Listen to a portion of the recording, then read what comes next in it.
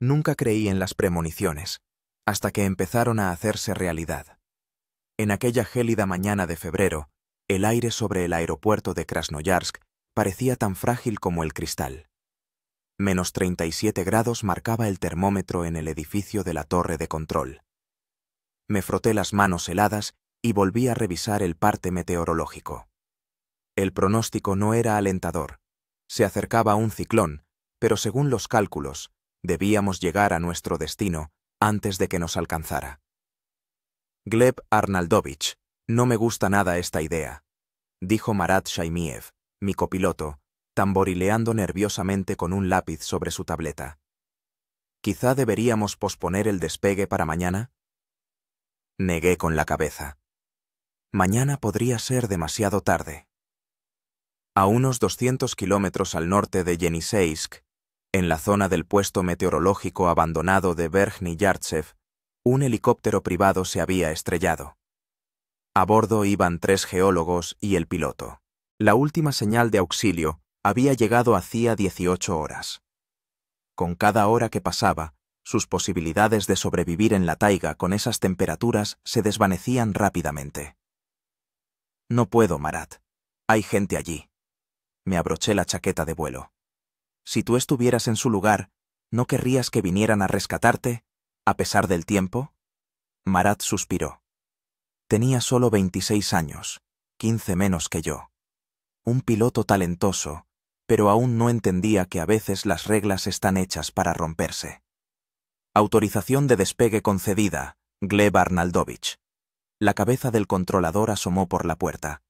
Pero tenga en cuenta que el ciclón se mueve más rápido de lo previsto.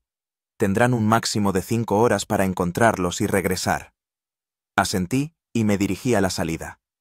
Nuestro Mi-8 ya nos esperaba en la plataforma, con las palas girando lentamente, cortando el aire helado. Los técnicos estaban terminando los últimos preparativos. Gleb, espera, me llamó Stepan Markovich, el jefe de la unidad aérea. Su figura corpulenta se acercaba torpemente por el asfalto helado. ¿Estás seguro de que puedes hacerlo solo con Marat? ¿Quizá deberías llevar a Petrov como mecánico de a bordo? No hay tiempo, Stepan Markovich. Cada minuto cuenta. Marat y yo nos apañaremos. El jefe de la unidad aérea me miró con gravedad. No me gusta esta idea, Bergman. No me gusta nada. Pero conozco tu cabezonería. Me tendió la mano. Ten cuidado. Y recuerda, encontrar a los supervivientes, informar de las coordenadas y volver. Nada de heroísmos. Si el tiempo empieza a empeorar, regresad inmediatamente. Le estreché la mano y lo prometí. Aunque ya entonces, en mi interior, sabía que no podría abandonar a esa gente, aunque tuviera que arriesgarme. La preparación previa al vuelo tomó 15 minutos. Revisé de nuevo el suministro de combustible. Tanques llenos. Deberían ser suficientes para 7 horas de vuelo. En el compartimento de carga. Medicamentos, mantas térmicas, termos con té caliente, provisiones de emergencia y un kit de supervivencia.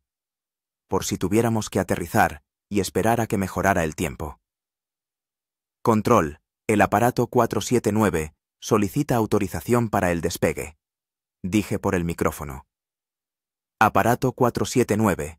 Despegue autorizado. Buena suerte, Gleb. Tiré suavemente de la palanca de mando y el helicóptero se elevó del suelo. Abajo quedaron las luces del aeropuerto, luego las afueras de Krasnoyarsk. Delante se extendía la inmensa taiga siberiana, cubierta por un manto de nieve. La primera hora de vuelo transcurrió en tenso silencio.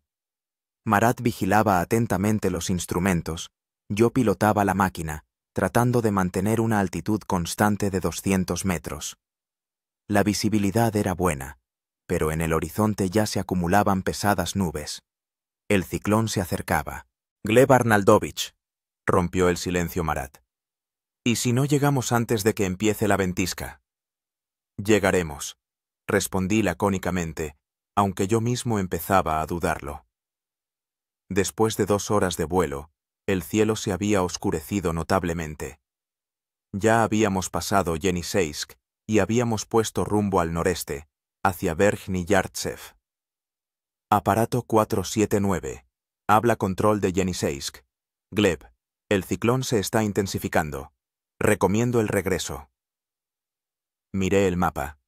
Quedaban unos 70 kilómetros hasta el supuesto lugar del accidente. Control. Habla el aparato 479. Continuamos la búsqueda. 30 minutos más, y si no los encontramos, daremos la vuelta. Entendido. Tengan cuidado. De repente, Marat se inclinó hacia adelante, mirando fijamente el parabrisas. Gleb Arnaldovich, mire. Allí, creo que hay humo. Agudicé la vista.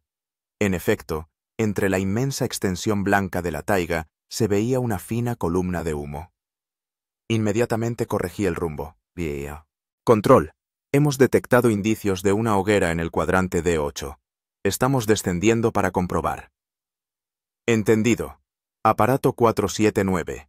Pero tengan en cuenta que el frente del ciclón está a 30 kilómetros de ustedes. Tienen un máximo de 1 hora. Empecé a descender. A medida que nos acercábamos al suelo, la visibilidad empeoraba. Estaba empezando a nevar. A una altura de 50 metros, por fin los vimos. 4 pequeñas figuras agitaban desesperadamente las manos junto a los restos del helicóptero. A su lado, ardía la hoguera que habíamos visto desde arriba. «¡Los hemos encontrado!», exclamó Marat. «Están todos vivos». Miré a mi alrededor buscando un lugar para aterrizar. El helicóptero se había estrellado en un pequeño claro rodeado de altos pinos y alerces. Apenas había espacio para un aterrizaje seguro. «Control, hemos encontrado a los supervivientes. Están todos vivos. Coordenadas». No llegué a terminar la frase. El helicóptero se sacudió de repente con tanta fuerza que apenas pude sujetar la palanca de mando. Una ráfaga de viento, como la bofetada de una mano gigante, lanzó la máquina hacia un lado. «¡Cizalladura de viento brutal!», le grité a Marat. «¡Agárrate!». Los siguientes minutos se convirtieron en una lucha por el control de la máquina. La nevada arreció, convirtiéndose en una auténtica ventisca. La visibilidad se redujo prácticamente a cero. «Gleb Arnoldovich, tenemos que salir de aquí». La voz de Marat temblaba. «El ciclón ha llegado antes de tiempo». Sabía que tenía razón, pero abajo había gente que esperaba ser rescatada. Tomé una decisión. «Voy a intentar aterrizar. Puede que no tengan otra oportunidad». «Pero es un suicidio», protestó Marat. «No vemos nada». No respondí. Concentrado en los instrumentos, comencé un lento descenso, intentando mantener el helicóptero sobre el claro. A una altura de 20 metros, volvimos a sacudirnos. La máquina se inclinó, intenté enderezarla, pero ya era tarde. «¡Agárrate!», grité, dándome cuenta de que nos estrellábamos.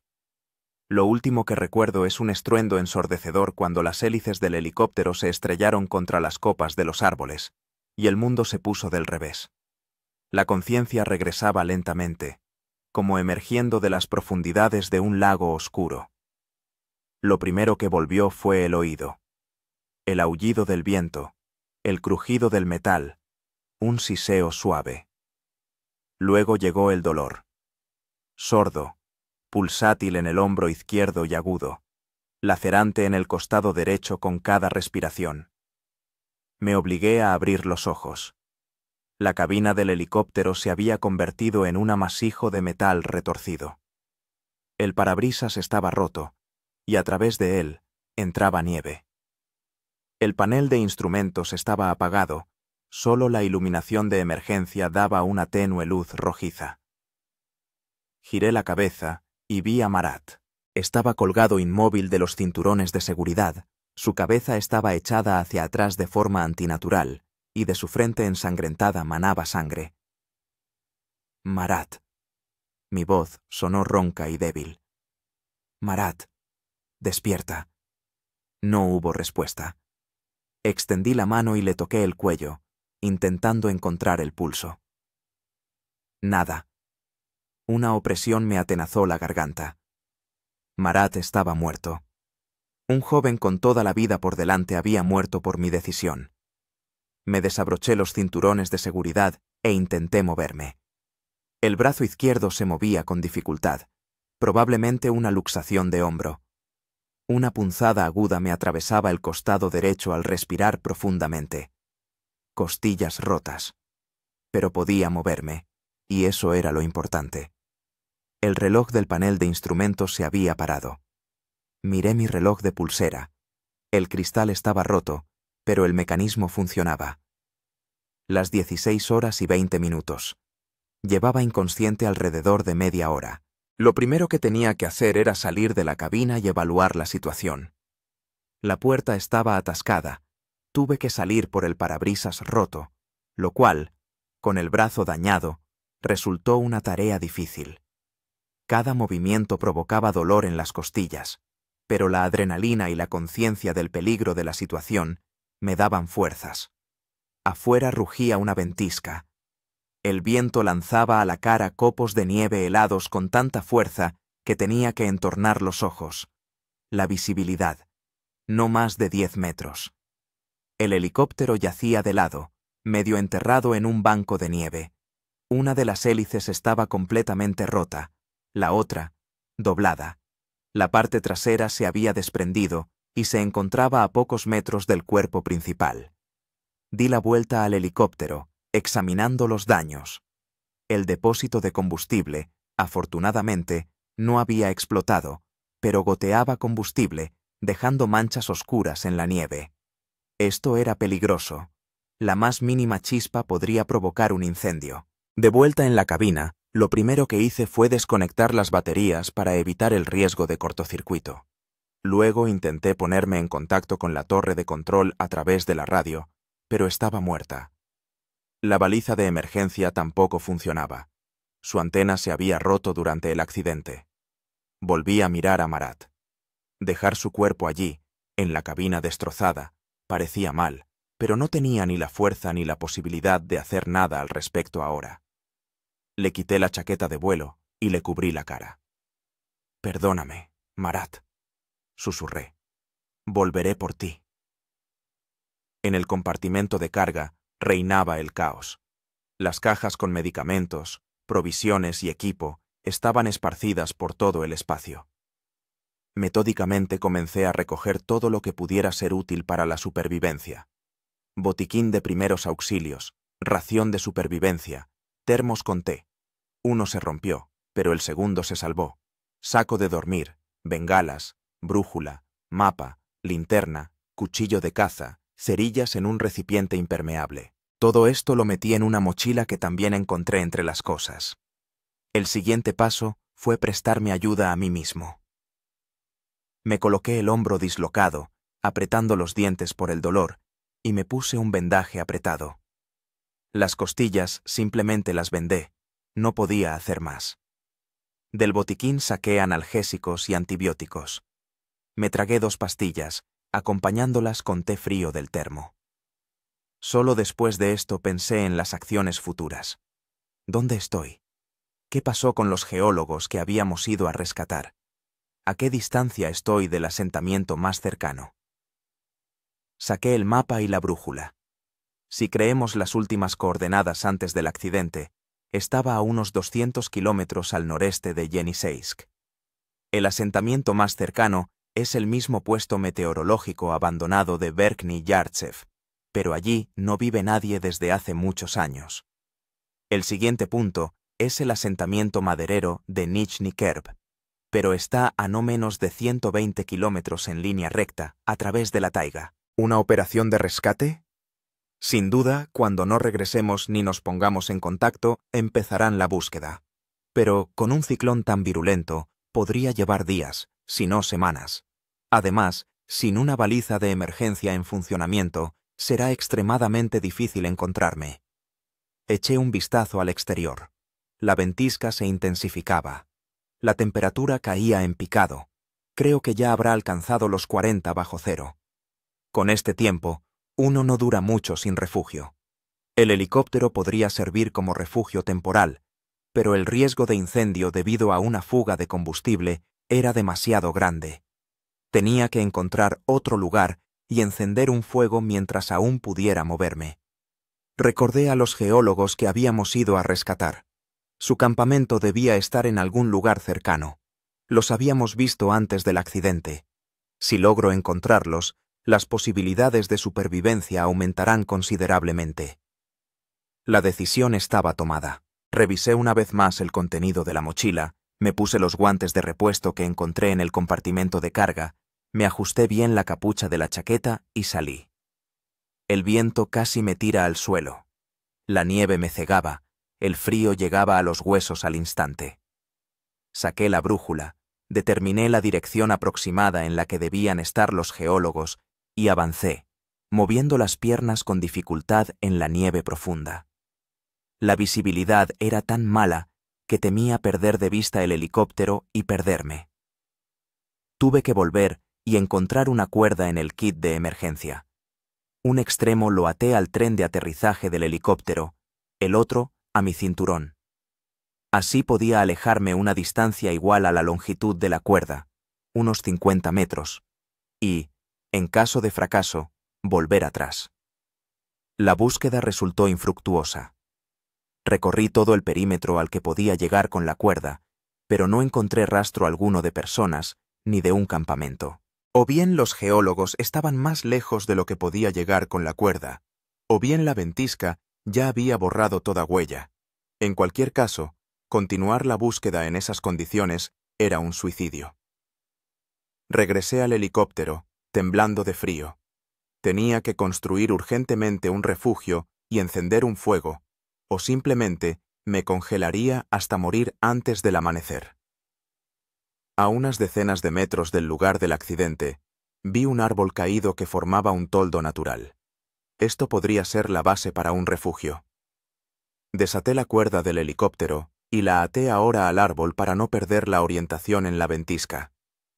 Pasé la siguiente hora construyendo un refugio primitivo. Con las ramas rotas construí un armazón que se apoyaba en el árbol caído.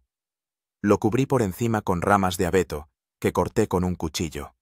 El resultado fue algo parecido a una cabaña de un solo tejado, cerrada por 3 lados.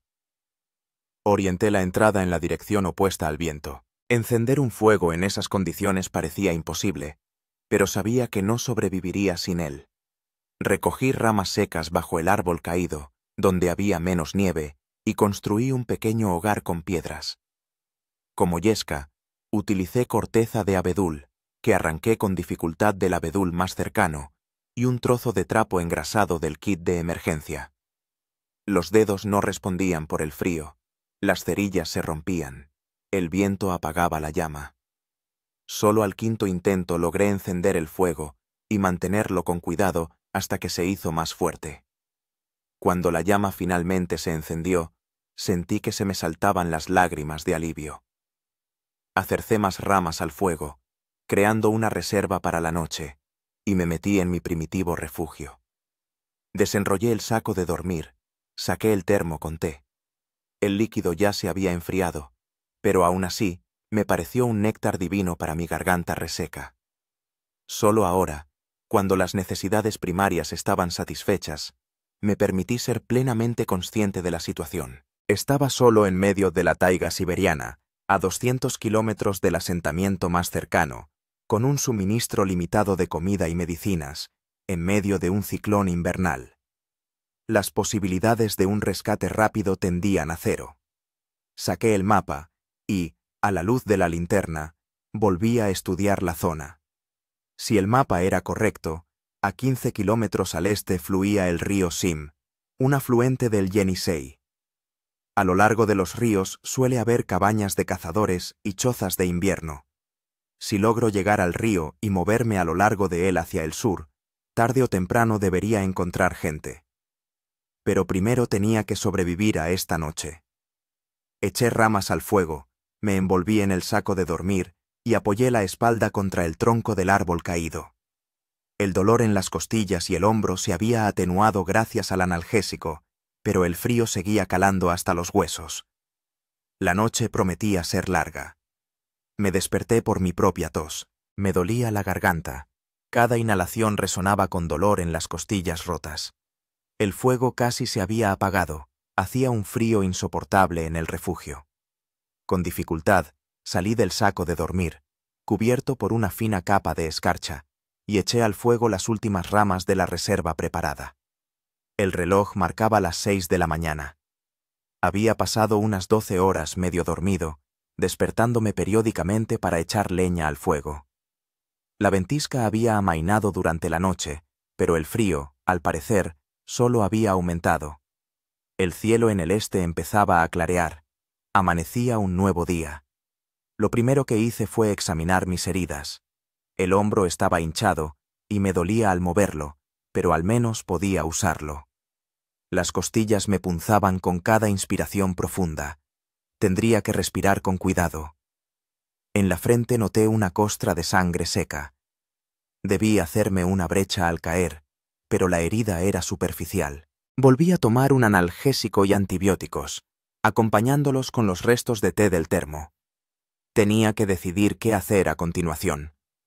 Quedarme donde estaba con la esperanza de que me rescataran o intentar salir por mis propios medios. Por un lado, la lógica dictaba que en un accidente aéreo lo mejor era permanecer cerca de los restos. Así había más probabilidades de que te encontraran. Por otro, sin la baliza de emergencia funcionando, la búsqueda podía prolongarse semanas, y mis provisiones de comida daban para 3, 4 días como mucho. Decidí volver al helicóptero e intentar de nuevo activar la radiobaliza o reparar la radio. Si no lo conseguía, tendría que ponerme en marcha hacia el río. Al salir del refugio, me sobrecogió el panorama.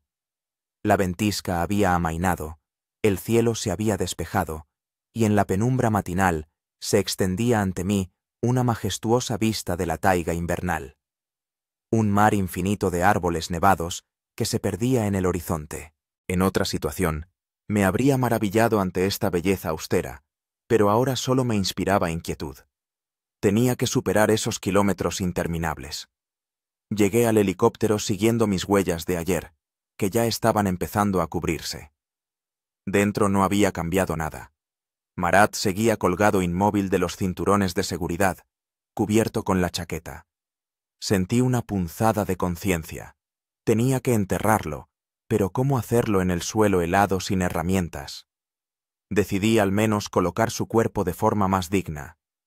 Con dificultad, desabroché los cinturones y trasladé cuidadosamente a Marat al compartimento de carga. Allí lo envolví en una lona que encontré entre el equipo y pronuncié una breve oración improvisada. No era un hombre religioso, pero en ese momento me pareció lo correcto. A continuación, me puse a revisar el equipo. La radio estaba irreparablemente dañada. La placa base se había agrietado con el impacto. La radiobaliza de emergencia tampoco se podía reparar en condiciones de campo. Volví a registrar el compartimento de carga en busca de algo útil y encontré una pala plegable, un hacha pequeña, otro cuchillo, un rollo de alambre y varias bengalas de señales. Metí todo esto en mi mochila. También descubrí un pequeño teléfono satelital que formaba parte del kit de emergencia. El corazón me latió con fuerza. Podía ser mi billete de rescate. Lo encendí, pero la pantalla permaneció negra. Al desmontar la carcasa, vi que la batería estaba agrietada. Otra esperanza frustrada. Entre las pertenencias de Marat, encontré una fotografía de una joven mujer con un bebé en brazos. En el reverso, una inscripción. Para mi amado esposo y papá, de Alisa y el pequeño Timur. Un nudo me oprimió la garganta. Guardé cuidadosamente la fotografía en el bolsillo interior de su chaqueta, que ahora yacía junto al cuerpo. Perdóname, Marat, volví a susurrar. Haré todo lo posible para volver y contarles cómo moriste, salvando a otros. A las 9 de la mañana, había terminado de prepararme. La mochila resultó pesada, pero contenía todo lo necesario para sobrevivir en los próximos días. Volví a consultar el mapa y la brújula. Si iba directamente hacia el este, en 15 o 20 kilómetros, debería llegar al río Sim. Desde allí podría avanzar hacia el sur a lo largo de la orilla. Antes de marcharme, construí con los restos del helicóptero y ramas un gran signo SOS que pudiera verse desde el aire. Junto a él dejé una nota con la fecha y la dirección de mi marcha, protegiéndola de la humedad con una bolsa de plástico. Luego volví a mirar el helicóptero destrozado, me despedí de Marat en silencio y me puse en camino hacia el este. Caminar por la nieve profunda era difícil. Cada paso requería un esfuerzo, la mochila me oprimía los hombros y las costillas rotas me respondían con dolor a cada inspiración. Pero avancé con tesón, orientándome con la brújula y tratando de mantener una línea recta. Después de 1 hora de camino, hice la primera parada. Me quité la mochila, me senté en un árbol caído y saqué una ración de supervivencia, galletas y carne seca. No tenía ganas de comer, pero me obligué a hacerlo. El cuerpo necesitaba fuerzas. Acompañé la comida con un puñado de nieve, aunque sabía que no era la mejor manera de saciar la sed con el frío. El sol se elevó sobre el horizonte, pero apenas calentaba. El termómetro de la brújula marcaba 32 grados bajo cero. No era tan terrible como por la noche, pero aún así, era peligroso permanecer mucho tiempo al aire libre. Esperaba que el movimiento me ayudara a mantener el calor. Durante la parada, me fijé en unas huellas en la nieve. Parecían de zorro. Esto me recordó que no estaba solo en esta taiga. Aquí habitan lobos, osos, aunque en invierno deberían estar durmiendo, glotones y otros depredadores. No tenía más armas que el cuchillo y el hacha pequeña. Tendría que ser prudente y, en la medida de lo posible, evitar encuentros con animales salvajes. Después de 15 minutos de descanso, volví a ponerme en marcha. La taiga se volvía cada vez más densa, tenía que sortear matorrales y árboles caídos. Varias veces me hundí en la nieve hasta la cintura y me costó salir. El ritmo de marcha era más lento de lo que había calculado. Hacia el mediodía, el cielo volvió a cubrirse de nubes. La temperatura empezó a bajar. Se levantó el viento. Comprendí que tenía que prepararme para otra tormenta. Tras encontrar un lugar relativamente protegido entre dos grandes abetos, decidí hacer un alto más largo y encender un fuego para calentarme y derretir nieve para beber. Esta vez, hacer fuego resultó más fácil. Utilicé corteza de abedul y ramas de abeto secas que arranqué de las partes bajas de los árboles. Cuando el fuego prendió bien, llené el cazo con nieve y lo coloqué sobre un soporte improvisado sobre las llamas. Mientras la nieve se derretía, saqué el mapa e intenté determinar mi ubicación. Según mis cálculos, había recorrido unos 5 kilómetros desde el lugar del accidente. Si continuaba al mismo ritmo, no llegaría al río hasta la noche del día siguiente. Esto era más de lo que había planeado inicialmente. El agua del cazo hirvió. Preparé té con las provisiones de mi mochila y disfruté de varios sorbos de la bebida caliente. El calor se extendió por mi cuerpo, brindando un alivio temporal del frío. Mientras me calentaba junto al fuego, comenzó a nevar de nuevo. No tan fuerte como la tormenta de nieve de la noche anterior, pero lo suficientemente intensa como para empeorar la visibilidad y ralentizar el movimiento. Decidí esperar a que pasara el mal tiempo. Aprovechando el tiempo para descansar, construí un pequeño cobertizo con ramas de abeto, extendí parte del saco de dormir debajo y me acosté, apoyando la espalda contra el tronco de un árbol. No tenía intención de dormirme, pero el cansancio me venció. Me desperté por el frío. El fuego casi se había apagado y la nieve había arreciado. El reloj marcaba las 14:30. Había dormido unas 2 horas. Al levantarme, sentí todo el cuerpo entumecido. El hombro y las costillas me dolían más que por la mañana. Me tomé otra pastilla para el dolor, eché más ramas al fuego y me puse a pensar. Continuar el camino con la nieve que caía cada vez más fuerte era arriesgado. Podía perderme o meterme en una situación aún más difícil. Por otro lado, quedarme a pasar la noche aquí, bajo el cobertizo improvisado, tampoco era la mejor opción. Decidí caminar un poco más, hasta que oscureciera por completo, y buscar un lugar más adecuado para pasar la noche. Recogiendo mis cosas y apagando el fuego, volví a dirigirme hacia el este. Las siguientes 2 horas se convirtieron en una auténtica prueba. La nieve caía cada vez con más fuerza. El viento arreciaba. La visibilidad se redujo a unos pocos metros. Caminaba, guiándome únicamente por la brújula, arrastrando los pies con dificultad en la nieve profunda. Cada paso me costaba un mundo. Me faltaba el aliento, y a veces veía manchas negras ante mis ojos, señal de un agotamiento incipiente. De repente, divisé una mancha oscura delante. Al principio pensé que era una ilusión óptica, pero, al acercarme, me di cuenta. Era una cabaña de cazadores. Pequeña, ladeada, cubierta de nieve, pero una auténtica construcción humana en medio de la taiga. El corazón me latió más rápido. Me apresuré hacia la cabaña, superando con dificultad los últimos metros. La puerta estaba cubierta de nieve. Tuve que excavarla con una pala plegable. Finalmente, pude correr el cerrojo y entrar. En la cabaña hacía oscuridad y frío, pero estaba seca. El haz de la linterna reveló una sencilla decoración. Literas de madera contra la pared, una pequeña estufa de leña, una mesa, un par de taburetes toscamente hechos. En la esquina, una pila de leña con una pequeña reserva. En las paredes colgaban algunos aparejos viejos y utensilios de caza. No podía creer mi suerte. Era una auténtica salvación. Aquí podía esperar a que pasara el mal tiempo, calentarme, recuperar fuerzas. Dejé caer la mochila al suelo y me desplomé sin fuerzas en las literas. Lo primero que tenía que hacer era encender la estufa.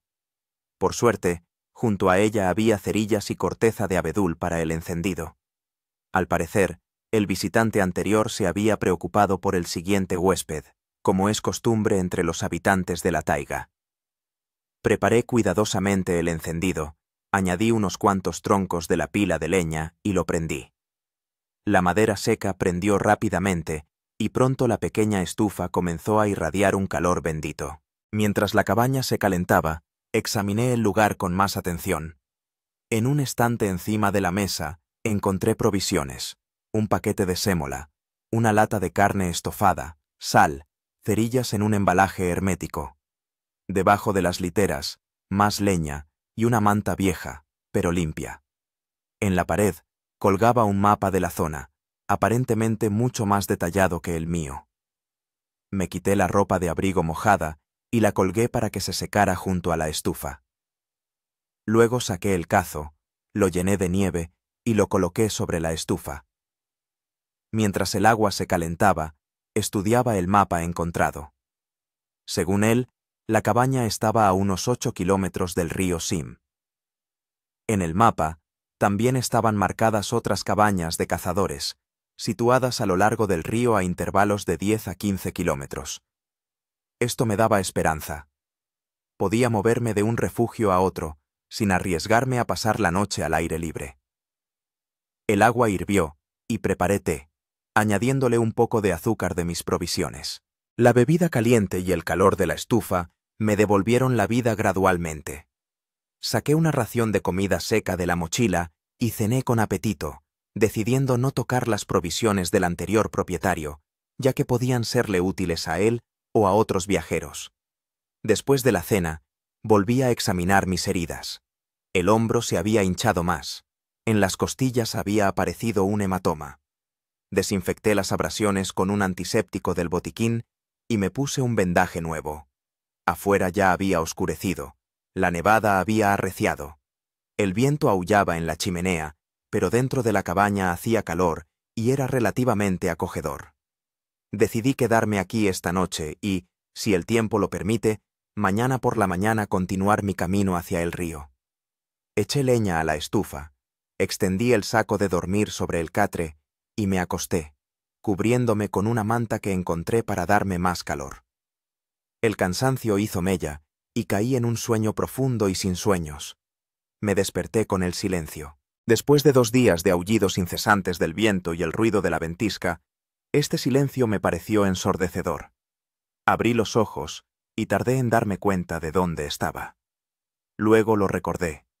La cabaña de cazadores, mi salvación en medio de la taiga. En la cabaña hacía calor. La estufa aún ardía lentamente. Le eché la última leña del montón y miré por la pequeña ventana. Afuera estaba amaneciendo. La nevada había cesado, el cielo se había despejado. A la luz de la mañana, la taiga parecía casi de cuento de hadas. Los árboles, cubiertos con sombreros de nieve, brillaban en los rayos del sol naciente. Me sentía mejor que ayer. El dolor en las costillas y el hombro se había atenuado, aunque todavía me daba un toque al hacer movimientos bruscos. Tenía la cabeza despejada y me había entrado el apetito, una buena señal. Volví a tomar los antibióticos, acompañándolos con un té caliente. Tras desayunar con los restos de la ración de emergencia, empecé a prepararme para salir. Consultando el mapa que había encontrado, determiné mi ruta a seguir. Desde la cabaña hasta el río Sim hay unos 8 kilómetros hacia el este. A lo largo del río, a unos 15 kilómetros hacia el sur, hay marcada otra cabaña de cazadores. Si tengo suerte, podré llegar a ella antes de que oscurezca. Empaqueté cuidadosamente la mochila y revisé el equipo. La brújula funcionaba correctamente, la linterna también. Las provisiones de comida estaban llegando a su fin. Me quedaban unas pocas galletas y tiras de carne seca. Herví agua y la vertí en el termo. Antes de marcharme, dejé una nota para el próximo visitante de la cabaña. 16 de febrero. Gleb Bergman, piloto del helicóptero Mi-8, que se estrelló a unos 10-15 kilómetros al oeste de aquí. El segundo piloto, Marat Shaimiev, ha muerto. Me dirijo al río Sim, luego hacia el sur a lo largo del río. Gracias por el refugio. Dejé la nota sobre la mesa, sujetándola con una lata vacía de té. Luego volví a mirar a mi alrededor, asegurándome de que no me olvidaba de nada, y salí afuera. El frío me quemó la cara de inmediato. El termómetro de la brújula marcaba 28 grados bajo cero. Frío, pero soportable. Lo importante era que no había viento ni nevadas. Podía ver lejos hacia adelante, lo que facilitaba mucho la orientación. Comprobando la brújula, me dirigí hacia el este. Caminar por la nieve recién caída era duro, pero aún así más fácil que ayer, durante la ventisca. Me movía lentamente, tratando de ahorrar fuerzas y no forzar el hombro lesionado.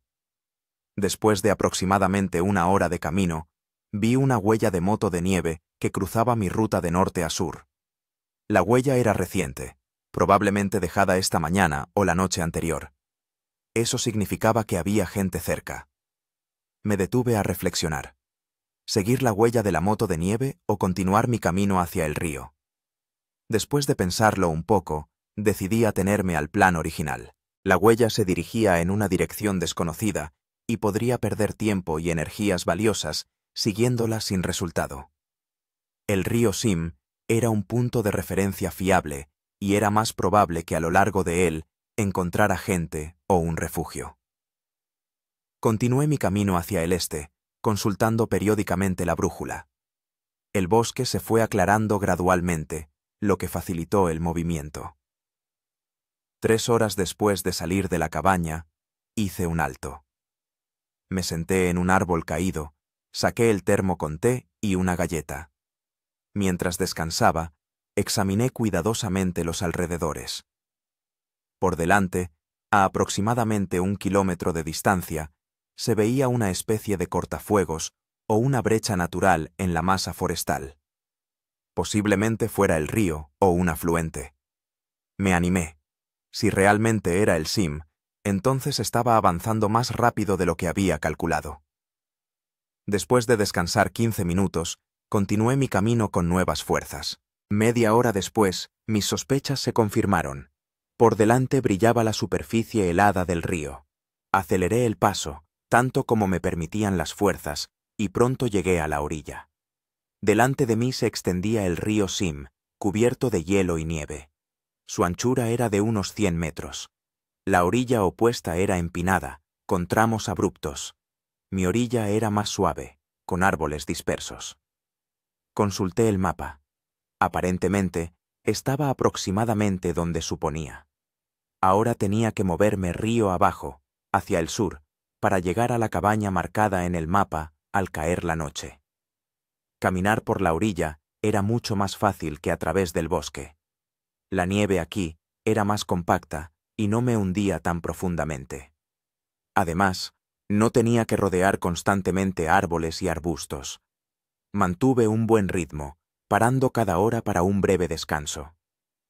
Durante una de estas paradas, noté algo de movimiento en la orilla opuesta. Mirando más de cerca, vi un alce que descendía con cautela hacia el río. El majestuoso animal se detuvo en el borde del hielo, olisqueó, luego comenzó a remover la nieve con la pezuña, alcanzando el agua. Contuve la respiración, observando esta escena. De repente, el alce levantó la cabeza, me miró directamente, luego se dio la vuelta y desapareció en el bosque. Este breve contacto con la naturaleza salvaje, por alguna razón, me dio fuerzas. Hacia el mediodía, el tiempo empezó a empeorar. El cielo se cubrió de nubes, se levantó el viento. Aceleré el paso, temiendo que se repitiera la ventisca de ayer. Según mis cálculos, aún me quedaban unos 8 kilómetros hasta la cabaña. Aproximadamente una hora después, noté en el hielo del río huellas de moto de nieve, las mismas que había visto por la mañana en el bosque. Iban paralelas a la orilla, en la misma dirección que yo. Esto confirmaba mis sospechas. A lo largo del río realmente había una ruta que utilizaban cazadores o pescadores locales. Decidí seguir directamente las huellas de la moto de nieve. Era más fácil que avanzar a duras penas por la orilla nevada. El hielo del río era grueso y fiable. No había peligro de hundirse. 2 horas más tarde, el viento arreció y comenzó una ligera nevada. La visibilidad empeoró, pero aún era aceptable. Seguí avanzando obstinadamente, siguiendo el tortuoso rastro de la moto de nieve. El cansancio se acumulaba, y el hombro lesionado me dolía cada vez más. De vez en cuando me detenía para recuperar el aliento y tomar un sorbo de té caliente del termo. De repente, vi una silueta oscura delante de mí. Al principio pensé que era simplemente un árbol grande en la orilla, pero al acercarme me di cuenta de que era la misma cabaña que estaba marcada en el mapa. Estaba situada en una pequeña elevación, a unos 30 metros de la orilla. Sentí una oleada de energía y aceleré el paso. El rastro de la moto de nieve conducía directamente a la cabaña. Parecía que alguien había estado allí recientemente. ¿Quizás el dueño todavía estaba dentro? Al acercarme a la cabaña, noté inmediatamente las diferencias con el refugio anterior. Esta era más grande, más robusta, con una chimenea pulcra de la que salía humo. El corazón me latió más rápido. Definitivamente había alguien dentro. Subí los escalones del porche y llamé a la puerta. Hubo silencio durante unos segundos, luego se oyeron pasos y la puerta se abrió de golpe. En el umbral estaba un anciano con barba gris, con una chaqueta desgastada y una escopeta de caza en las manos. «¿Quién eres?», preguntó, examinándome con desconfianza. «Gleb Bergman, piloto de helicóptero. Nos estrellamos hace 3 días durante una operación de rescate», respondí, conteniendo a duras penas mis emociones. «Mi copiloto murió. Estoy intentando llegar hasta la gente». El hombre me miró atentamente, evaluando mi aspecto maltrecho. Luego bajó la escopeta. «Entra», dijo, retrocediendo a un lado. «Estás congelado, a juzgar por tu aspecto». Con gratitud, crucé el umbral. Por dentro, la cabaña era acogedora y bien acondicionada. En el centro, una gran estufa, a lo largo de las paredes, amplias tarimas cubiertas de pieles. Sobre la mesa, una lámpara de queroseno, cuencos con comida, aparejos de pesca artesanales. En un rincón, equipo de caza y pesca, un par de trampas, raquetas de nieve. «Siéntate junto al fuego», dijo el dueño. «Me llamo Yegor Prokopievich». He estado cazando y pescando aquí durante unos 30 años. Con dificultad, me quité la mochila y me senté en un taburete junto a la estufa. El calor me envolvía, trayendo un alivio increíble después de las horas pasadas en el frío. Gracias, Yegor Prokopievich. No se imagina lo feliz que estoy de verle. El anciano gruñó y puso una tetera en la estufa. Cuenta, ¿qué ha pasado? Escuché por la radio que un helicóptero había desaparecido hace 3 días. ¿Eran ustedes? Asentí y expliqué brevemente la historia de nuestro accidente. Conté sobre la búsqueda de los geólogos, sobre la repentina ventisca, sobre la muerte de Marat, sobre mi camino a través de la taiga. Yegor Prokopievich escuchó atentamente, asintiendo de vez en cuando. Cuando terminé, permaneció en silencio durante un largo rato. Luego dijo: «A esos geólogos los encontraron ayer. Otro helicóptero pudo llegar hasta ellos cuando la ventisca amainó por un momento. Todos están vivos. Solo 2 tienen congelaciones». Sentí alivio y amargura al mismo tiempo. Eso significaba que nuestra misión no había sido en vano. Realmente los habíamos encontrado, aunque no pudimos rescatarlos nosotros mismos. ¿Pero a qué precio? ¿Les están buscando a ustedes?, pregunté con esperanza. Claro que sí, asintió Yegor Prokopievich. Pero con este tiempo es difícil. Además, el área de búsqueda es enorme. Si la baliza no funciona, encontrar el helicóptero es como buscar una aguja en un pajar.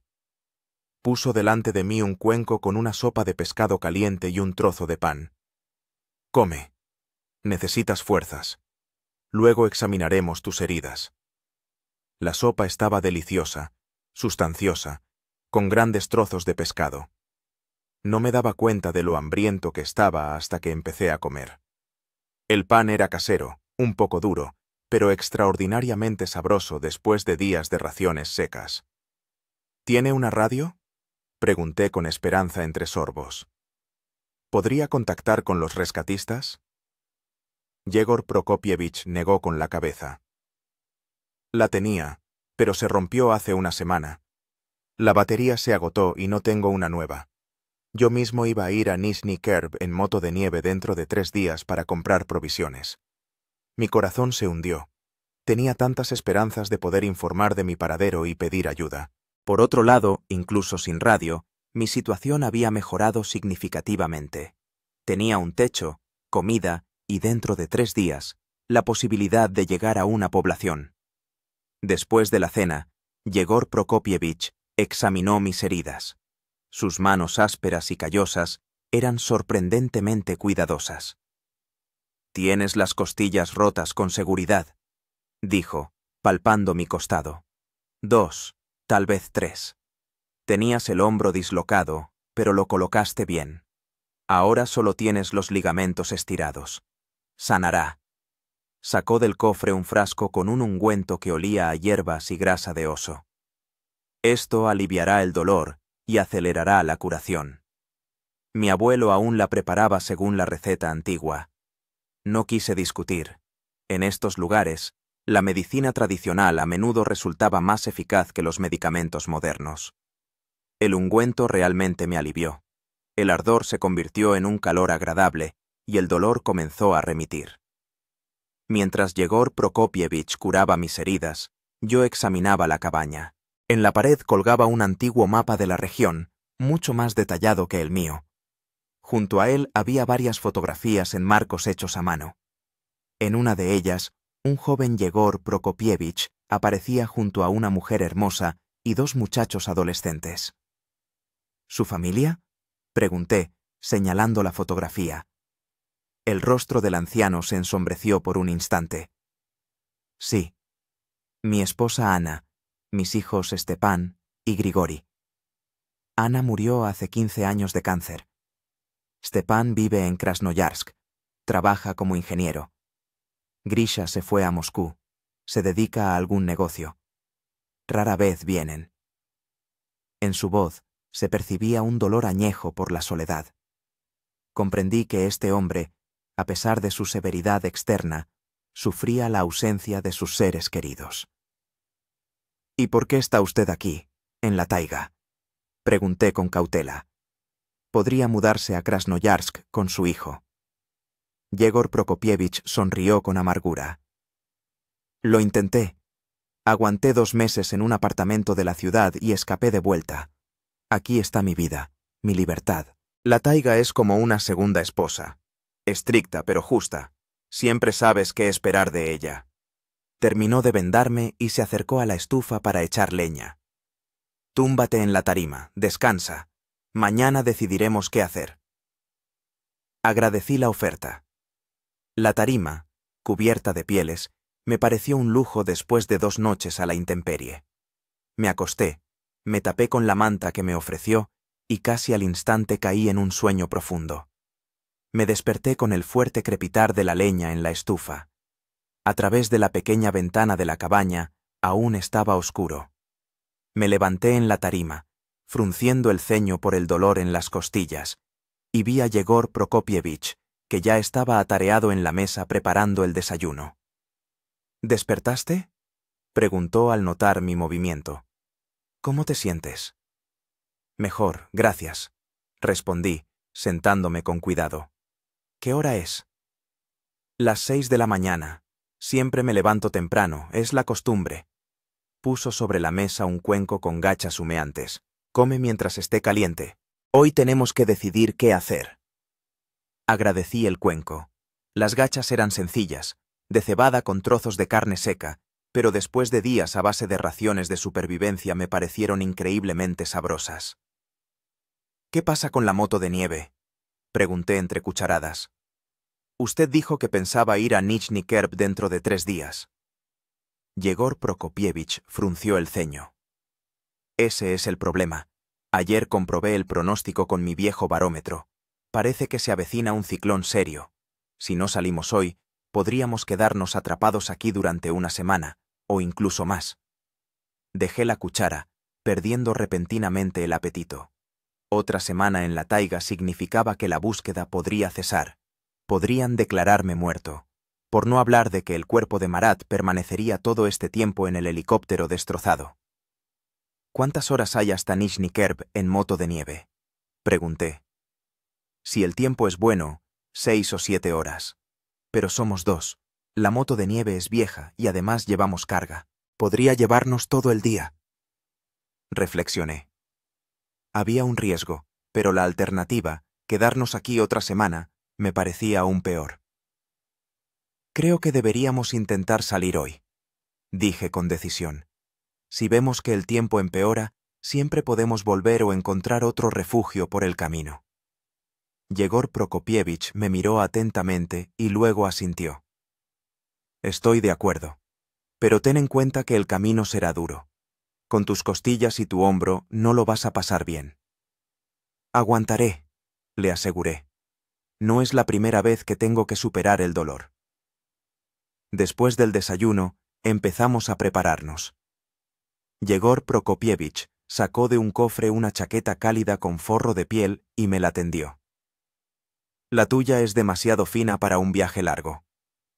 Ponte esta. Agradecí el regalo. La chaqueta era un poco grande, pero mucho más caliente que mi chaqueta de vuelo.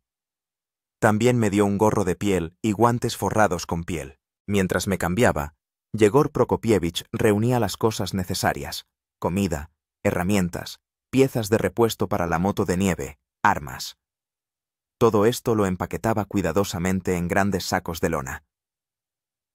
¿Llevas encima tus documentos?, preguntó, apretando las correas de uno de los sacos. Asentí, y me di una palmada en el bolsillo interior de la chaqueta, donde llevaba la licencia de piloto y el pasaporte.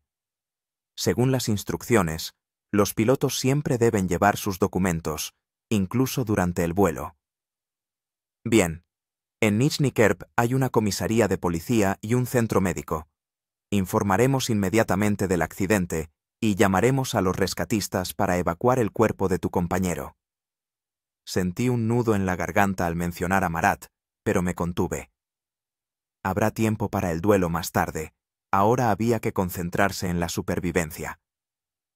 A las 8 de la mañana estábamos listos para partir.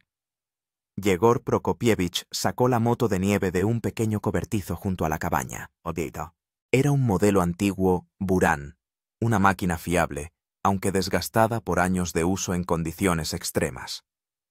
A la parte trasera estaba enganchado un remolque artesanal, en el que cargamos nuestras cosas. «Yo conduciré, tú agárrate fuerte detrás», dijo Yegor Prokopievich, revisando las sujeciones.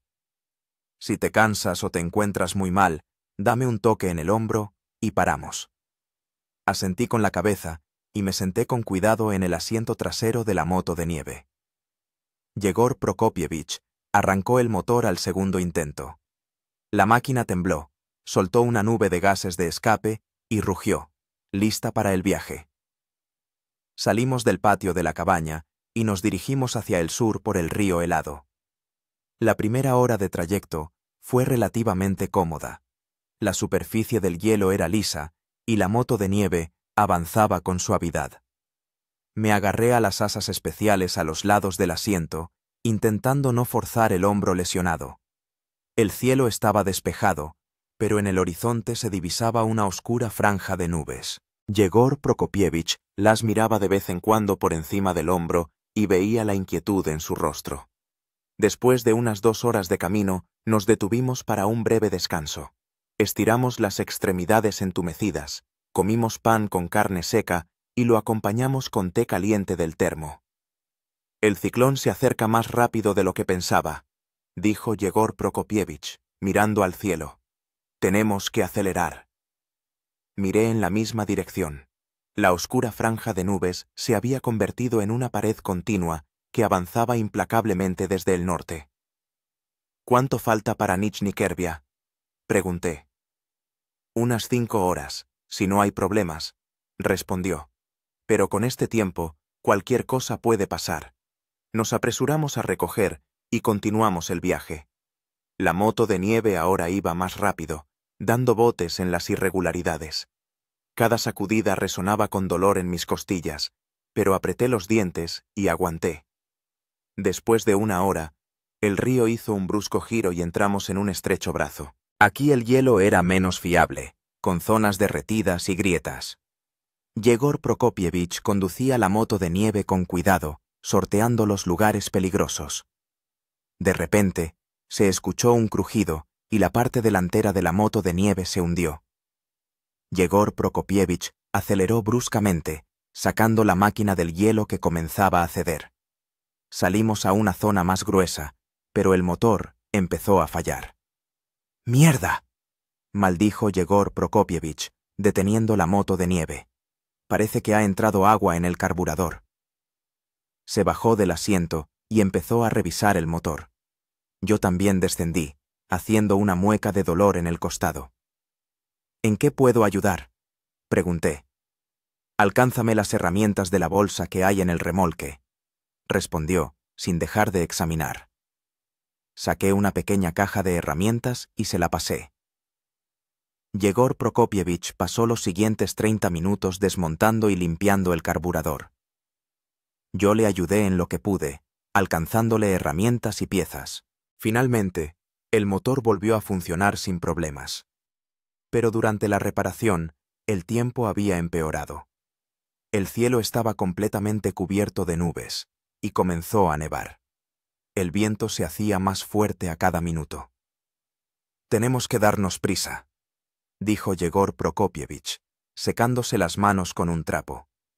«En 1 hora aquí habrá una verdadera ventisca». Volvimos a subir a la moto de nieve y continuamos el viaje. Ahora la visibilidad era limitada, la nieve me cegaba. Yegor Prokopievich conducía la máquina más despacio, mirando constantemente hacia adelante. 1 hora más tarde, la nevada se convirtió en ventisca. El viento lanzaba la nieve con tanta fuerza que se filtraba incluso bajo la ropa bien abrochada. La temperatura bajaba rápidamente. Sentía cómo se me entumecían los dedos de los pies y las manos, a pesar de la ropa de abrigo. «Tenemos que encontrar refugio», grité, acercándome al oído de Yegor Prokopievich. «Con este tiempo no llegaremos al pueblo». Asintió con la cabeza, sin volverse. Vi lo tenso que estaba su cuerpo, cómo escudriñaba la blancura, intentando encontrar referencias. De repente, la moto de nieve dio un tirón brusco y se detuvo. El motor se paró. Yegor Prokopievich tiró del arrancador varias veces, pero sin resultado. «El combustible se ha congelado», dijo, gritando por encima del aullido del viento. «Con este frío, el gasóleo se convierte en gelatina». Miré a mi alrededor, tratando de entender dónde estábamos. Alrededor solo había un velo blanco de ventisca. No se veían árboles ni construcciones de ningún tipo. «¿Qué vamos a hacer?», pregunté, sintiendo cómo el frío penetraba cada vez más. Yegor Prokopievich no respondió de inmediato. Sacó una brújula del bolsillo interior y la observó durante un largo rato. «Deberíamos estar cerca del refugio de invierno de Stepan Kolmogorov», dijo finalmente. «Si recuerdo bien, está a medio kilómetro del río, hacia el este». Se bajó de la moto de nieve y empezó a sacar cosas del remolque, una mochila, un rifle, un hacha, sacos de dormir. «Tendremos que dejar la moto de nieve. Cogeremos solo lo más necesario e iremos a pie. Si tenemos suerte, encontraremos el refugio antes de que anochezca». Le ayudé a recoger las cosas, aunque cada movimiento me resultaba difícil debido al frío y al dolor. Nos cargamos con las mochilas y nos dirigimos hacia el este, guiándonos por la brújula. Caminar era increíblemente difícil. La nieve llegaba hasta las rodillas, el viento golpeaba la cara, la visibilidad no superaba los pocos metros. Caminé detrás de Yegor Prokopievich, tratando de no quedarme atrás. Mi respiración se entrecortaba, las costillas me dolían con cada inspiración, pero movía los pies con obstinación, consciente de que detenerse significaba la muerte. Después de 20 minutos de camino, empecé a dudar de que estuviéramos en el camino correcto. A nuestro alrededor seguía sin verse nada más que la cortina de nieve. «Yegor Prokopievich», grité. «¿Estás seguro de que vamos en la dirección correcta?». Se detuvo y se giró. Su barba y sus cejas estaban cubiertas de escarcha, su rostro enrojecido por el frío. «No», respondió con honestidad. «Pero es mejor ir a alguna parte que quedarse parado y congelarse». Tenía razón. Continuamos el camino. Unos 10 minutos después, divisé unas siluetas oscuras a lo lejos. Al principio pensé que era una ilusión óptica, pero, al acercarnos, vi que eran árboles. Habíamos llegado al bosque. «Bien», dijo Yegor Prokopievich. «En el bosque habrá algo de protección contra el viento. Y si no encontramos un refugio invernal, podremos construirnos un resguardo». Entramos en el bosque. Aquí, en efecto, era más llevadero. Los altos pinos y abetos retenían la nieve y mitigaban las ráfagas de viento. Pero anochecía rápidamente y aún no veíamos ninguna señal de habitación humana. «Tenemos que prepararnos para pasar la noche en el bosque», dijo finalmente Yegor Prokopievich. «Buscaremos un sitio adecuado y construiremos un refugio». Asentí, demasiado cansado para discutir. Encontramos una pequeña clariana rodeada de densos abetos. Aquí casi no se sentía el viento y había menos nieve. Dedicamos la siguiente hora a construir un refugio rudimentario. Yegor Prokopievich cortó algunos abetos jóvenes y yo les quité las ramas. Con los troncos construimos una estructura que se apoyaba en 2 árboles que crecían cerca. Encima la cubrimos con ramas de abeto, colocadas en varias capas. El resultado fue un cobertizo a un agua, abierto por un lado. Delante del lado abierto del refugio, Yegor Prokopievich encendió una hoguera. No fue fácil en esas condiciones, pero tenía una reserva de yesca seca en un recipiente impermeable. Cuando la llama finalmente prendió, sentí que volvía la esperanza. Extendimos los sacos de dormir dentro del refugio y nos sentamos junto al fuego, intentando calentarnos. Yegor Prokopievich sacó una cantimplora de su mochila y me la tendió. «Bebe un trago. No es vodka, es aguardiente de hierbas. Te calentará por dentro». Tomé un sorbo y tosí. El líquido me quemó la garganta, pero casi de inmediato sentí un calor agradable extenderse por todo el cuerpo. «Gracias», dije, devolviéndole la cantimplora. Sin usted, no habría sobrevivido en esta taiga. Yegor Prokopievich sonrió con sorna. No exageres. Llegaste desde el lugar del accidente hasta mi cabaña tú solo, con heridas. No todo el mundo de ciudad es capaz de eso. Sacó de su mochila trozos de carne seca y pan envueltos en una tela. Come. Necesitamos fuerzas. Cenamos en silencio, escuchando el aullido del viento y el crepitar del fuego. Luego, Yegor Prokopievich echó al fuego troncos gruesos que deberían arder durante mucho tiempo, y nos metimos en los sacos de dormir. Duerme, dijo. Yo haré la primera guardia junto al fuego, luego te despertaré. Quise objetar que podía hacer la primera guardia yo, pero el cansancio pudo más. Apenas cerré los ojos, el sueño me envolvió como una pesada manta. Me desperté porque Yegor Prokopievich me tocaba el hombro. Levántate, dijo. Te toca hacer guardia. Me saqué del saco de dormir con dificultad. Me dolía todo el cuerpo. Las costillas me dolían como si me las hubieran roto de nuevo. Pero me obligué a sentarme junto al fuego y echar leña. Yegor Prokopievich se metió en su saco de dormir, y casi de inmediato se durmió. Me quedé sentado, mirando el fuego, y pensando en mi vida, en cómo había llegado a esa situación. Toda la vida había buscado emociones fuertes, había arriesgado, había volado en las condiciones más difíciles. Y ahora, a los 41 años, me daba cuenta por primera vez de lo frágil que es la vida humana. Marat había muerto al instante, y yo podría haber estado en su lugar con la misma facilidad. Todos mis planes, mis sueños, todo lo que consideraba importante, podría haber desaparecido en un instante. Pensaba en mi exmujer Irina, de la que me divorcié hace 5 años, en mi hijo Kirill, que ahora tiene 16 y al que he visto como mucho una vez al año, en mis padres, que viven en Alemania, de donde vino mi abuelo, en mis compañeros de la unidad aérea. Todos ellos probablemente me dan por muerto ahora. Estos pensamientos fueron interrumpidos por Yegor Prokopievich, que de repente se sentó en su saco de dormir. ¿Oyes?, preguntó. Agucé el oído. A través del aullido del viento se filtraba otro sonido, un zumbido bajo que se acercaba y se alejaba. ¿Qué es eso?, pregunté.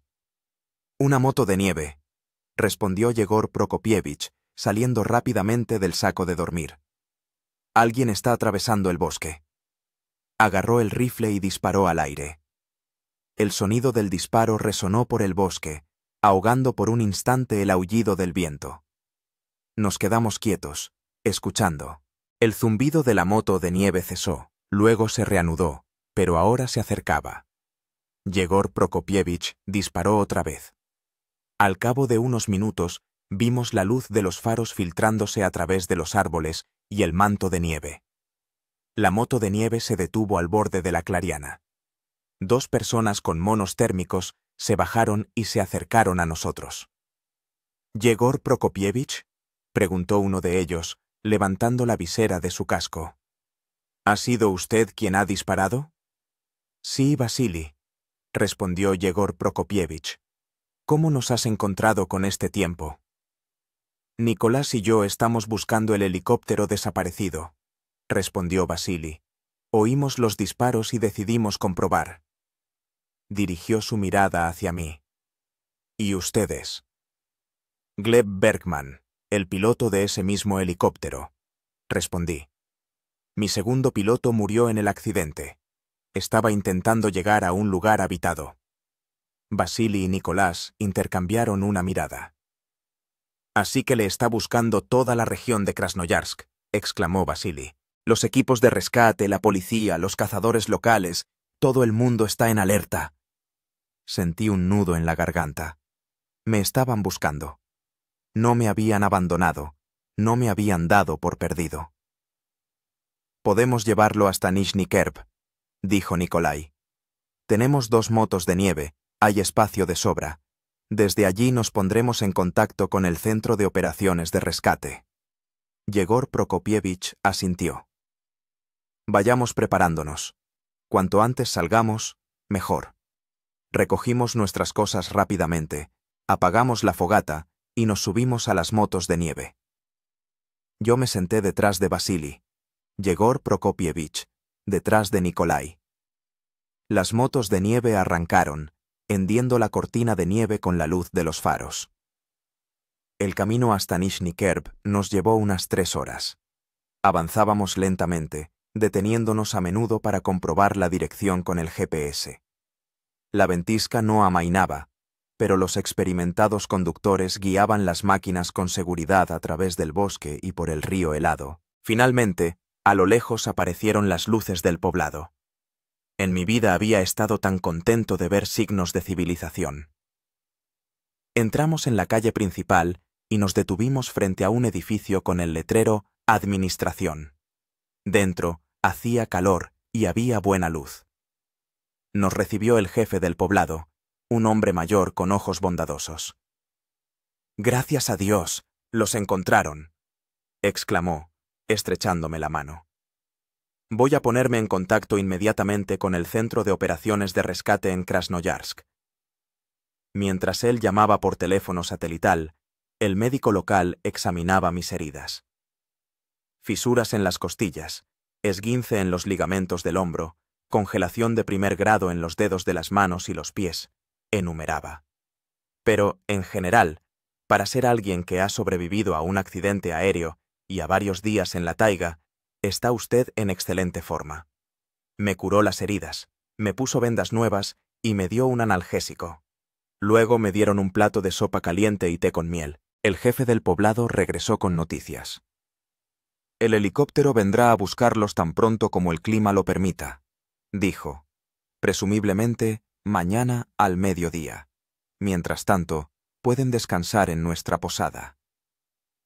Le agradecí a él y a todos los que me habían ayudado, especialmente a Yegor Prokopievich, sin quien no habría sobrevivido. «No hay de qué», respondió el viejo cazador. «En la taiga todos se ayudan. De lo contrario, no se puede». Me acompañaron a una habitación pequeña pero limpia en la posada local. Me di una ducha caliente, la primera en varios días, y me acosté en una cama de verdad. A pesar del cansancio, no podía conciliar el sueño. Me quedé acostado, escuchando el aullido del viento afuera y pensando en Marat, en su familia, que aún no sabía de su muerte, en el encuentro que me esperaba con ellos y en la difícil conversación. Pero lo principal era que estaba vivo y estaba listo para comenzar un nuevo capítulo de mi vida, con una nueva comprensión de su valor y fragilidad. Un helicóptero Mi-8 sobrevolaba la plaza en el centro de Nizhny Kerb, levantando remolinos de nieve. Estaba parado junto a Yegor Prokopievich, entornando los ojos por la nieve que me golpeaba la cara, y observaba cómo la máquina descendía lentamente a tierra. Una extraña sensación de déjà vu, como si hace apenas una semana yo mismo estuviera a los mandos de un helicóptero igual, sin sospechar cómo terminaría el vuelo. Las aspas disminuyeron la velocidad de rotación, la puerta lateral se deslizó hacia un lado y un hombre alto vestido con el uniforme del Ministerio de Situaciones de Emergencia saltó a la nieve. Caminó rápidamente hacia nosotros. «Gleb Arnoldovich», exclamó al acercarse. «¡Vivo!». Todo el escuadrón aéreo ya lo estaba llorando. Lo reconocí. Víctor Samoilov, comandante del destacamento de búsqueda y rescate, con quien habíamos trabajado juntos más de una vez. «Hola, Víctor». Le estreché la mano. Como ves, los rumores sobre mi muerte resultaron ser prematuros. Me examinó con atención, notando las vendas y las marcas de congelación. Desde luego, le han dado una buena paliza, pero lo principal es que está vivo. Y Marat. Guardó silencio y una sombra cruzó por sus ojos. «Sí», respondí en voz baja. «Murió al instante. No pude hacer nada». Víctor me puso una mano sobre el hombro. «No es culpa suya. El pronóstico del tiempo nos engañó a todos. Nadie esperaba que el ciclón llegara tan rápido y fuera tan fuerte». Se volvió hacia Yegor Prokopievich. «Usted debe ser el cazador que rescató a nuestro piloto. Gracias de parte de todo nuestro servicio». Yegor Prokopievich asintió con timidez. No hay de qué. Él mismo llegó a mi cabaña. Yo solo ayudé un poco. Víctor se dirigió de nuevo a mí. Gleb Arnoldovich, ¿puede volar? Necesitamos recuperar el cuerpo de Marat e inspeccionar el lugar del accidente. ¿Podrá mostrarnos dónde ocurrió? Asentí. A pesar del cansancio y el dolor, sentía que debía hacerlo. Por Marat, por su familia. Por supuesto, recuerdo las coordenadas y podré encontrar el lugar. Excelente. Entonces prepárese. Despegamos en 20 minutos. El ciclón ha retrocedido temporalmente, pero para la noche pronostican una nueva nevada. Me volví hacia Yegor Prokopievich. Gracias por todo. Le estaré agradecido toda la vida. El viejo cazador sonrió entre su barba. Déjate de tonterías. En la taiga todos viven así. Hoy tú ayudas, mañana te ayudan a ti. Pero si quieres agradecerme, tráeme una batería nueva para la radio cuando estés por aquí. Si no, estar sin comunicación en la taiga es duro. Sonreí y le estreché la mano con fuerza. Se la traeré sin falta, y no solo la batería. Nos despedimos y me dirigí al helicóptero. Dentro ya estaban sentados 3 rescatistas con equipo y un médico, que se acercó inmediatamente a mí. Déjeme examinarlo antes del vuelo, dijo sacando un estetoscopio. El examen fue rápido pero minucioso. El médico me auscultó los pulmones, revisó las vendas y me tomó la presión arterial. Las costillas están realmente rotas, al menos 2, concluyó. Tiene el hombro muy dañado, pero no hay fractura. Congelaciones de primer grado en los dedos de manos y pies.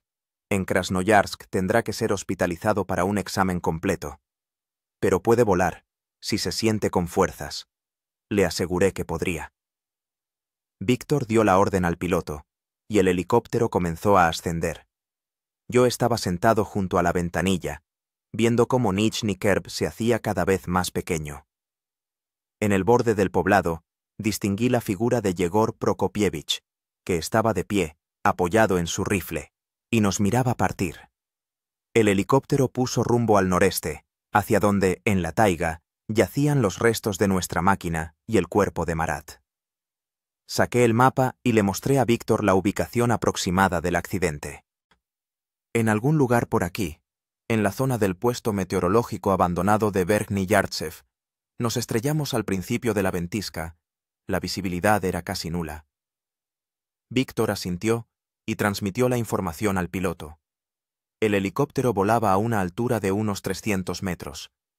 Bajo mis pies se extendía la inmensa taiga, cubierta de nieve. En algún lugar allí, en medio de este silencio blanco, había pasado 5 días, luchando por sobrevivir. Después de 40 minutos de vuelo, Víctor se acercó a mí. Nos acercamos al lugar supuesto del accidente. ¿No divisa nada familiar? Escudriñé el paisaje de abajo. Al principio todo parecía igual. Un mar interminable de árboles, interrumpido solo por ríos y lagos. Pero entonces vi una curva familiar del río y un pequeño claro junto a él. «¡Ahí está!», exclamé, señalando hacia abajo. Teníamos que aterrizar en ese claro para rescatar a los geólogos. Habían encendido una fogata, vimos el humo desde el aire. El piloto redujo la altura, y el helicóptero comenzó a dar vueltas sobre el lugar indicado. Al cabo de unos minutos, uno de los rescatistas divisó una mancha oscura entre los árboles. «¡Veo los restos!», gritó. «Aproximadamente a 1 kilómetro al oeste del claro». El helicóptero cambió de rumbo y se quedó suspendido sobre el lugar del accidente. Vi mi Mi-8 destrozado. Yacía de lado, medio cubierto de nieve. Cerca se veía la señal de SOS que había construido antes de irme. «Se puede aterrizar a unos 100 metros de los restos», dijo el piloto. «Hay un pequeño claro entre los árboles». El helicóptero descendió con cuidado al lugar indicado. Víctor dio instrucciones a los rescatistas y comenzaron a descargar el equipo. Yo también salí, sintiendo una extraña emoción al regresar al lugar donde casi muero. Nos abrimos paso a través de la nieve hacia los restos del helicóptero. Yo iba delante, mostrando el camino, Cuando nos acercamos a la máquina destrozada, sentí que se me hacía un nudo en la garganta. Aquí había muerto Marat. Aquí había pasado la noche más terrible de mi vida. Los rescatistas comenzaron a trabajar. 2 examinaban los restos, fotografiaban, tomaban medidas. Otros preparaban el equipo para extraer el cuerpo de Marat. Víctor dirigía el proceso, comunicándose periódicamente con la base por radio. Me acerqué al helicóptero y miré dentro del compartimento de carga, donde había dejado el cuerpo de Marat. Todo estaba como lo había dejado. El cuerpo, envuelto en una lona, yacía intacto. Sentí alivio. Temía que los animales salvajes hubieran podido llegar hasta él. Los rescatistas extrajeron cuidadosamente el cuerpo y lo trasladaron a una bolsa especial. Luego recogieron las pertenencias personales de Marat, los documentos, los diarios de a bordo, todo lo que pudiera ser necesario para la investigación de las causas del siniestro. Yo estaba de pie a un lado, observando su trabajo y pensando en los días que había pasado allí. En la primera noche en el refugio improvisado, en la lucha contra el frío y el dolor, en la decisión de ir hacia el este, hacia el río. Todo aquello me parecía ahora tan lejano, como si le hubiera ocurrido a otra persona. Víctor se acercó a mí. «Estamos casi terminando. ¿Quieres sacar algo más del helicóptero?» Negué con la cabeza. Todo lo que necesitaba me lo había llevado conmigo cuando me fui de allí, pero entonces me acordé de mi mochila, que había dejado en la cabaña de cazadores después de la primera noche. «No, aquí no hay nada, pero si es posible, me gustaría recoger mi mochila de la cabaña donde pasé la segunda noche. Está a unos 15 kilómetros al este de aquí, a orillas del río Sim». Víctor asintió. «No hay problema. Nos indica el lugar desde el aire y aterrizamos allí en el camino de vuelta». 1 hora después, todo estaba listo para partir. El cuerpo de Marat y los materiales recogidos fueron cargados en el helicóptero. Los rescatistas examinaron por última vez el lugar del accidente, asegurándose de no haber dejado pasar nada importante. Despegamos y pusimos rumbo al este, hacia el río Sim. Le indiqué la dirección al piloto y pronto vimos la cabaña de cazadores en la orilla. El helicóptero aterrizó en un pequeño claro junto a la cabaña. Salí y entré rápidamente. Todo estaba como lo había dejado. Mi mochila estaba junto a la pared, la nota estaba sobre la mesa. Tomé la mochila y volví al helicóptero. Cuando volvimos a elevarnos, sentí un extraño alivio, como si hubiera cerrado un capítulo importante de mi vida. Por delante estaban Krasnoyarsk, el hospital, el encuentro con la familia de Marat, la investigación del siniestro. Pero todo eso ya no parecía tan terrible después de lo que había vivido en la taiga. El vuelo hasta Krasnoyarsk duró unas 2 horas. Yo dormitaba, apoyado en la pared del helicóptero, despertándome solo cuando el médico comprobaba mi estado. El dolor en las costillas y el hombro se había atenuado gracias a los analgésicos que me había dado antes del despegue. Cuando nos acercábamos a Krasnoyarsk, Víctor se sentó a mi lado. «Gleb Arnoldovich, le estarán esperando periodistas en el aeropuerto. Toda la región ha seguido la búsqueda.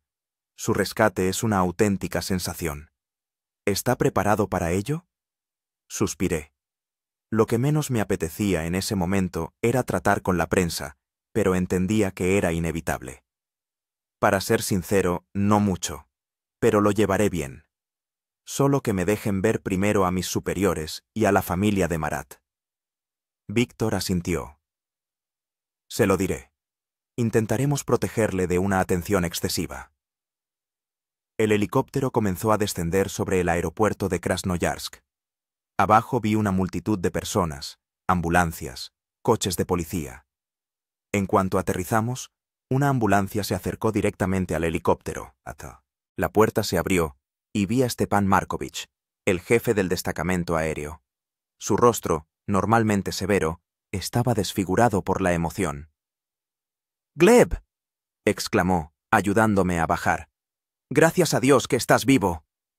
Me abrazó con fuerza, sin importarle mi mueca de dolor. «Lo siento, Stepan Markovich».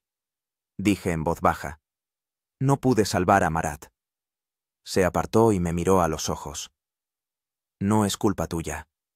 La comisión ya ha comenzado la investigación.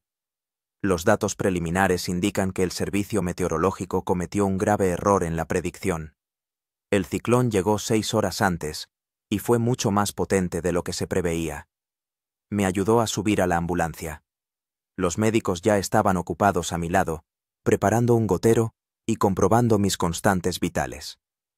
¿Y la familia de Marat?, pregunté. ¿Lo saben? Stepan Markovich asintió. Sí, se lo comunicaron ayer, cuando se supo que usted había sobrevivido y confirmado su muerte. Están deseando reunirse con usted, pero primero tiene que ir al hospital. La ambulancia arrancó, alejándome del aeropuerto. A través de la ventana vi a la multitud de periodistas, contenidos por la policía. Los flashes de las cámaras, los micrófonos, las cámaras. Todo aquello me parecía tan fuera de lugar después de los días que había pasado en el silencio de la taiga. En el hospital me esperaba un examen exhaustivo. La radiografía confirmó la fractura de 3 costillas y una fisura en el omóplato. La resonancia magnética mostró un esguince de ligamentos del hombro y una leve conmoción cerebral. Los médicos también detectaron congelación de 1er grado y, en algunos puntos, de 2º grado en los dedos de las manos y los pies, así como una fase inicial de neumonía. Necesita quedarse en el hospital al menos una semana, dijo el jefe de medicina, estudiando los resultados del examen. Es necesario controlar el estado de sus pulmones y vigilar la curación de las congelaciones. No discutí. El cansancio me invadía por oleadas, y la idea de simplemente tumbarme en una cama caliente me parecía increíblemente atractiva. Me metieron en una habitación individual. Después de todos los procedimientos, inyecciones y goteos, por fin me quedé solo. Tumbado en la cama del hospital, miraba por la ventana a la Krasnoyarsk nocturna. Las luces de la ciudad, el ruido de los coches, el calor y la seguridad. Todo lo que hasta ayer me parecía tan lejano e inalcanzable. Pensaba en Marat, en su esposa y en su hijo pequeño, que tendrían que seguir viviendo sin marido ni padre. En los geólogos, a los que volábamos a rescatar y que al final fueron rescatados por otra tripulación. En Yegor Prokopievich, que probablemente ahora estaría de nuevo solo en su cabaña a orillas del río Sim. Y en mí mismo, en cómo estos 5 días en la taiga me habían cambiado. Entré en esta historia siendo una persona y salí siendo otra completamente distinta. Una persona que entendió el valor de cada día, de cada respiración, de cada encuentro. Mis pensamientos fueron interrumpidos por un golpe en la puerta. Entró una enfermera. «Tiene visitas», dijo ella. «La esposa y el hijo de Marat Shaimiev. El médico ha permitido una visita corta, si se siente con fuerzas». Respiré hondo y asentí. Esta conversación era inevitable, y era mejor pasar por ella ahora. A la habitación entró una joven con un niño en brazos, la misma que aparecía en la fotografía que llevaba Marat en el bolsillo. Alisa y el pequeño Timur. Sus ojos estaban rojos de llorar, pero se mantenía sorprendentemente serena. «Buenos días, Gleb Arnoldovich», dijo ella en voz baja. «Soy Alisa, la esposa de Marat. Quería saber cómo pasó todo, y darle las gracias por intentar salvarle». Sentí que se me hacía un nudo en la garganta. Esta mujer, que había perdido a su marido, ¿venía a darme las gracias a mí? ¿A mí, por cuya culpa posiblemente Marat había muerto?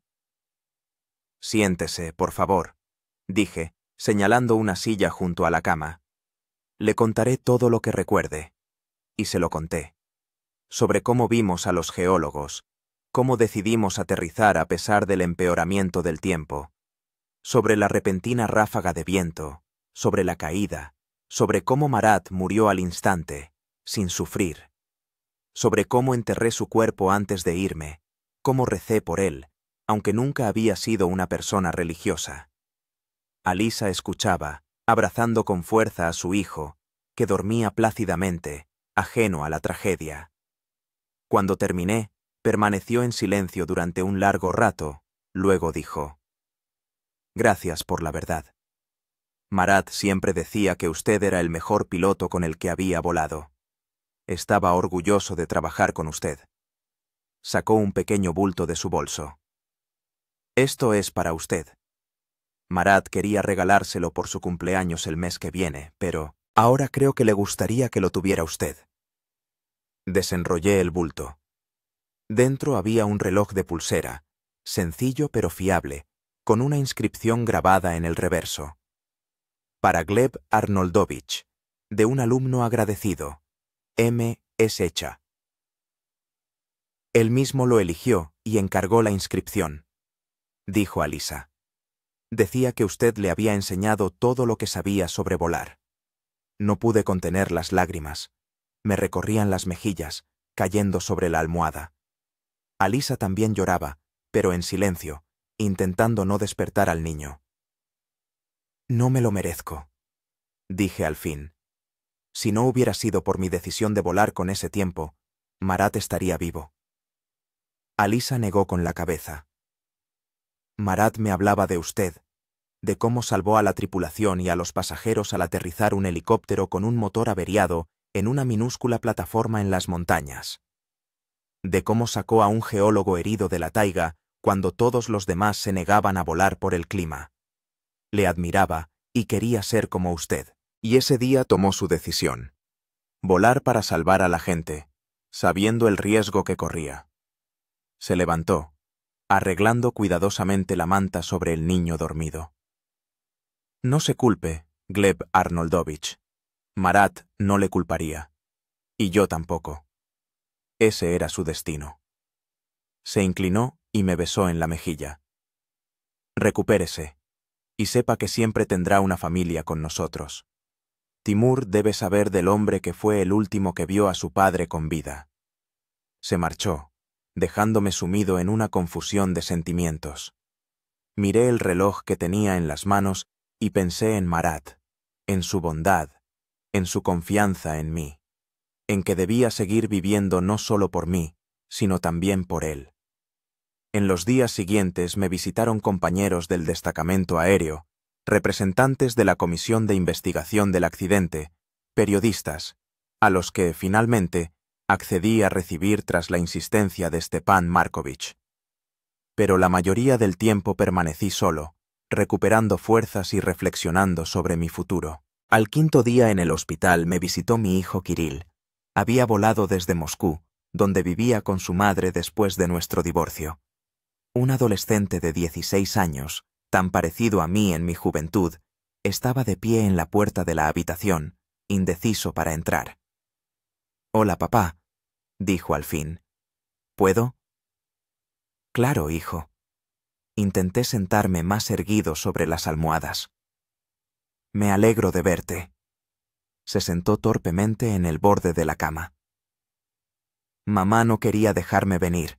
Decía que ya tenías muchas visitas». Pero insistí.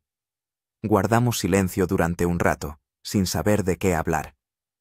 La última vez que nos vimos fue hace casi un año, y desde entonces solo nos habíamos comunicado por teléfono y en raras videollamadas. «He estado siguiendo las noticias», dijo finalmente Kirill, «sobre cómo sobreviviste en la taiga. Eso es genial, como en las películas». Sonreí con ironía. «Créeme, en la realidad no fue tan genial como en las películas, más bien como una pesadilla. ¿Me lo contarías?» Sus ojos brillaron con interés. «De verdad, no como en las noticias». Y le conté todo. Sobre el accidente, sobre la muerte de Marat, sobre la primera noche en un refugio improvisado, sobre el camino hacia el río, sobre el encuentro con Yegor Prokopievich, sobre el intento de llegar al pueblo en moto de nieve, sobre la noche en el bosque durante la tormenta de nieve, sobre el rescate. Kirill escuchaba conteniendo la respiración. Cuando terminé, permaneció en silencio durante un largo rato, luego dijo: «Sabes, papá, siempre pensé que eras un poco diferente a los demás padres, siempre volando, siempre arriesgándote. Mamá decía que amabas tu trabajo más que a nosotros. Hizo una pausa, buscando las palabras.